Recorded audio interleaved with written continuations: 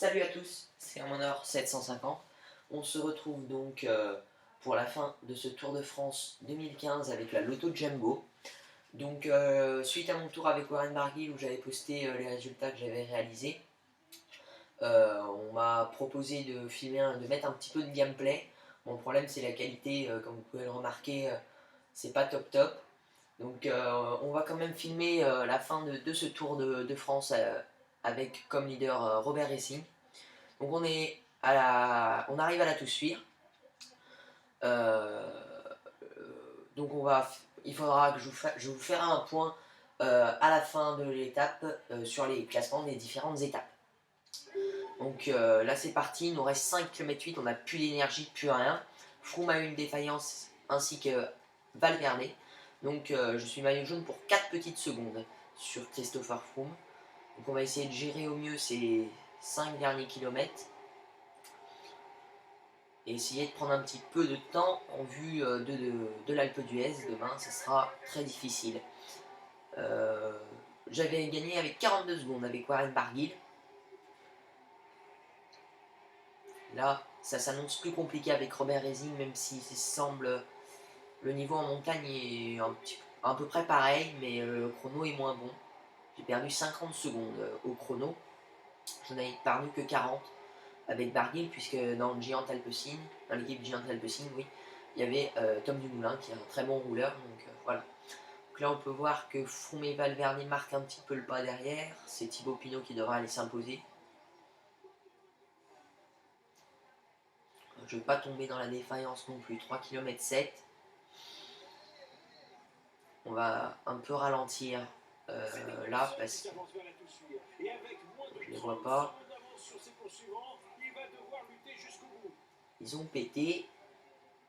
Je me suis vraiment sacrifié.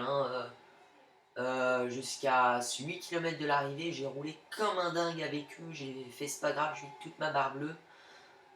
Et en fait, quand je suis avec eux, ils ont attaqué comme des malades. Ils m'ont mis 30 secondes. Et puis ils ont tous pété, comme on peut le voir. Ils ont eu une fringale. Donc j'ai décidé de filmer à partir de ce moment-là.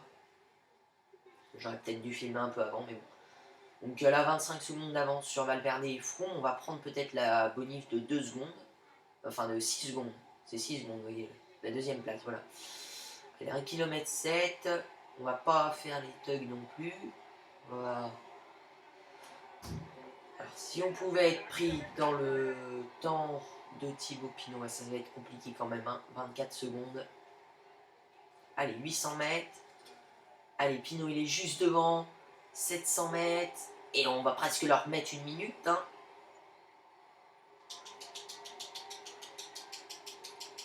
Allez, on sprint jusqu'au bout. Bon, et bah on finit quand même, on est cuit de chez cuit. Donc bonne montée, finalement on a bien géré, ils arrivent ensemble. Je prends la bonif de 6 secondes. Alors si Froome a pris la 3ème place, ça fait que 2 secondes de gagner, mais bon. Je pense qu'on leur a mis au moins 30 secondes. En vue de l'Alpe d'Huez demain, ça peut être intéressant. On va faire juste un point sur les différents classements. Je tiens à signaler que je ne serais pas maillot jaune s'il n'y avait pas eu la crevaison d'Alejandro Valverde à l'étape qui arrive à Valence. Donc il a perdu 2 minutes 02, il était attendu par toute son équipe, mais il y a eu une cassure, le peloton roulait comme des dingues parce que les échappés ont bien résisté et voulaient absolument les rattraper. Ça a roulé comme des dingues et crevaison d'Alejandro Valverde à environ 15 km de l'arrivée, il n'est jamais revenu. Hein. Donc voilà, je vais vous faire un petit point justement sur ce classement. On verra en fonction de l'avance qu'on a si on verra à la fin de ce Tour de France si, en fonction de l'avance qu'on a sur Alejandro Valverde, si on est en avance ou pas sur lui, enfin si on pouvait quand même gagner le Tour de France.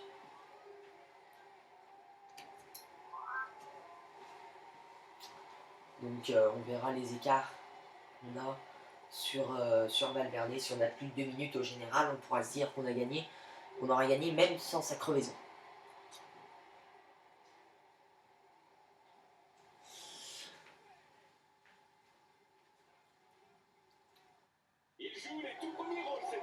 Donc on garde le maillot jaune, on va juste faire un point rapidement sur le classement général.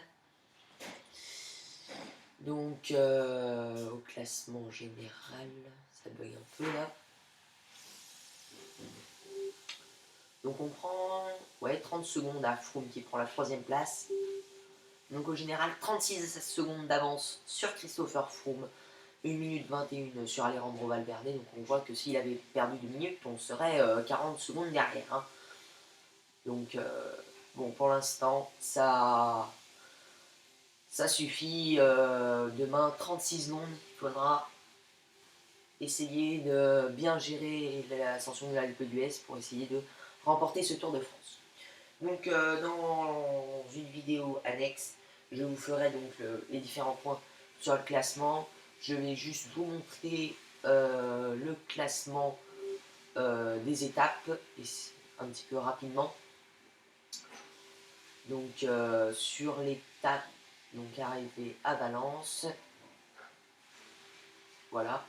Donc on voit qu'on arrive 10e avec Robert Racing et donc crevaison d'Alejandro Valverde. Qui voilà, il y a une cassure d'abord. Il y a d'abord une cassure. Et Valverde doit être dans ce groupe. Voilà, il est là, 100e. À 2 minutes 02. Donc il a perdu un petit peu de temps sur cette étape au classement de la montagne. Donc on est, il me semble, premier, oui, au classement de la montagne, oui, on est premier. Donc 97 points, vous voyez que c'était assez serré quand même comme classement. Maillot vert, ça ne nous a pas du tout intéressé puisque j'ai gardé l'équipe du début du véritable Tour de France où j'ai pas pris le sprinter de la Lotto Jumbo.